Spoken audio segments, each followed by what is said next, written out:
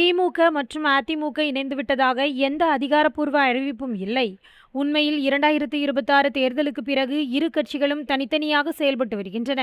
ஆனால் தேர்தல் முடிவுகள் மற்றும் புதிய சக்தியான தமிழக வெற்றிக் கழகத்தின் எழுச்சி காரணமாக இரு கட்சிகளின் உறவு மற்றும் பின்னணி அரசியல் பேச்சுக்கள் அதிகம் பேசப்படுகின்றன.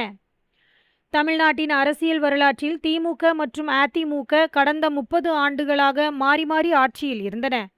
1989 முதல் 2021 வரை ஒவ்வொரு தேர்தலிலும் ஒரு கட்சி வெற்றி பெற்று மற்றொன்றை மாற்றியது.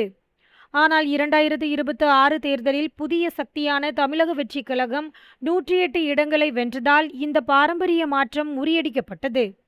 இந்த சூழலில் திமுக மற்றும் அதிமுக இடையே ஒருங்கிணைப்பு பேச்சுக்கள் நடந்ததாக சில அரசியல் வட்டாரங்களில் தகவல்கள் வெளியானது. குறிப்பாக வைகோவின் மதிமுக கட்சி தமிழக வெற்றிக் கழகம் ஆட்சியமைப்பதை தடுக்க அதிமுகவுடன் திமுக இணைந்து ஆட்சியை அமைக்க முயன்றதாக குற்றம் சாட்டி திமுக கூட்டணியை விட்டு விலகினார்.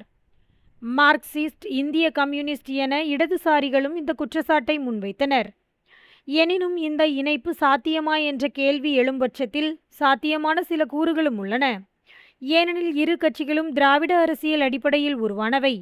சமூக நீதி, மொழி, மாநிலவாரி, மாகாண உரிமைகள் போன்ற அடிப்படை கொள்கைகள் ஒரே மாதிரியாக உள்ளன. இந்நிலையில் தமிழக வெற்றிக் கழகத்தின் எழுச்சியால் இரு கட்சிகளின் வாக்கு வங்கி குறைந்துள்ளது. இதனால் அரசியலில் நிலைத்திருக்க இரு கட்சிகளும் இந்த முடிவை எடுத்திருக்கலாம் என சிலர் யூகிக்கின்றனர். இருப்பினும் இதில் பாதகங்கள் அதிகமாக உள்ளன.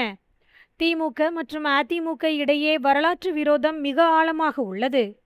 1972 எம்ஜிஆர் அதிமுகவை உருவாக்கியதிலிருந்து இரு கட்சிகளும் ஒருவரை ஒருவர் எதிர்த்து வந்துள்ளனர். வாக்காளர்களின் மனதில் இது ஆழமாக பதிந்துள்ளது. எனவே இந்த இணைப்பு நடந்தால் அதனை அரசியல் நம்பிக்கையின்மை மற்றும் பெரிய அரசியல் மோசடி என மக்கள் கருதும் அபாயமும் உள்ளது.